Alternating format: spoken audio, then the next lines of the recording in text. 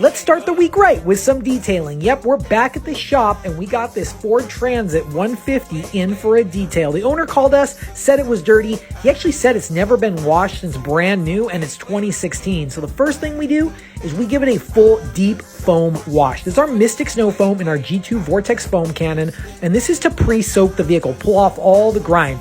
This thing has not been washed ever in years, so we need to pull off all the grime. So we cover it in the foam and let it sit for about 10 minutes. Then we bust out these brushes. Now these brushes are essential for cleaning vans. They're big and they're flat, and this thing is super gross, so we need to scrub hard with the brushes. This brush won't scratch, so that's the best thing about it. And just look how great it works. It gets all the surfaces all around and it cleans it properly. So if you got a big van or you got a big truck, this is what you got to use. And these wheels are so dirty, we got to use a stiff bristle brush to clean it off. So now it's all clean.